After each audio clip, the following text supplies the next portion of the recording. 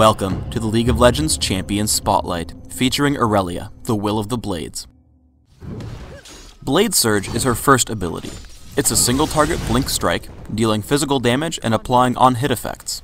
If it kills the target, the full cooldown and part of the mana cost is refunded. He-10 Style is a passive active ability.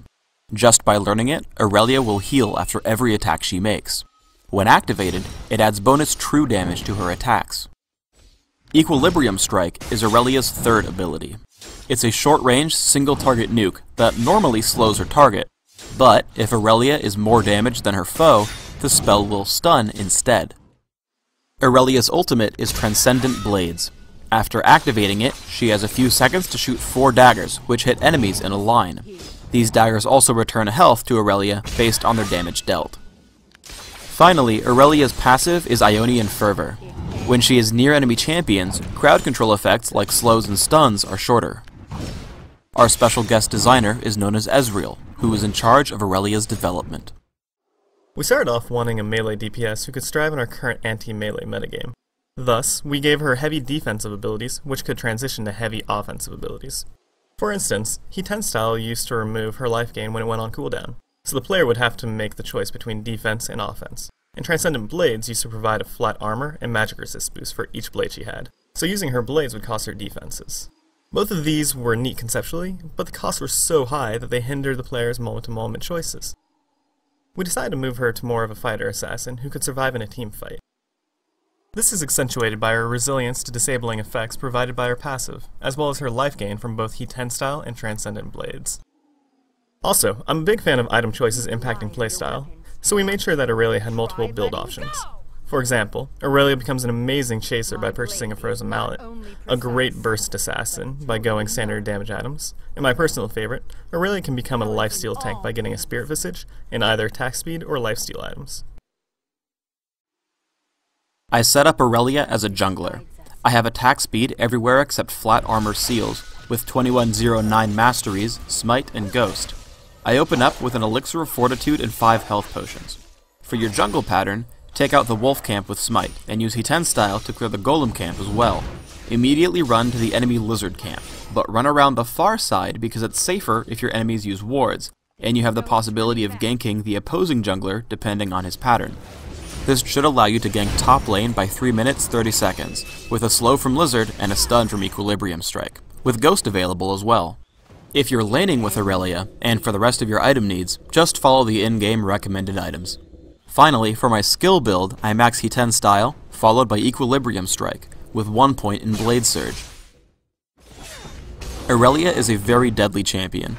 I run into the enemy jungle to find Udyr, and when I do, I'm able to kill him in a direct 1v1. However, the difficulty when ganking enemy junglers is that their teammates are closer than yours. Though I kill Udyr and dodge Corki's first missile, I fail against Lux's Lucent Singularity, giving her the golem buff. It bears repeating that when a teammate gets ganked on your side of the map, you should immediately come to help. While I would have been able to kill Udyr, Corki's early arrival means a death instead. One of the strongest points to any melee champion is dueling a ranged one. For a champion like Corki who relies on skill shots, always juke in between attacks when the skill shots come off of cooldown. Additionally, if we rewind, notice that I run away from Corki while he's casting Gatling Gun, and duck into the brush just to completely screw up his movement predictions. Once Valkyrie is down, I know that I can jump on him and crush.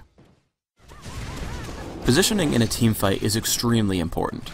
Noticing my teammates grouping up on the ramp, I take the long way around so I can hit the squishy targets and back. One of Irelia's main strengths is controlling and sticking to single targets, so I force Lux to flash, pick her up when she comes back in, and jump immediately to Miss Fortune for the double kill.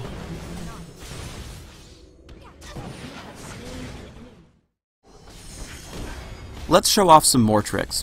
Blade Surge into an immediate Equilibrium Strike gives me a stun. But the major point is how I move between attacks so that I can be in front of Lux for when she recovers from the stun.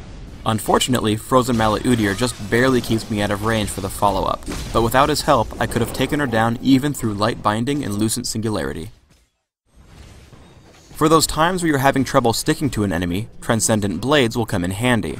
Because shooting them doesn't affect your movement, it's a great finishing skill. Even though Corky flashes and I'm rooted, I finish him off. And later with Misfortune, I get her after she flashes as well.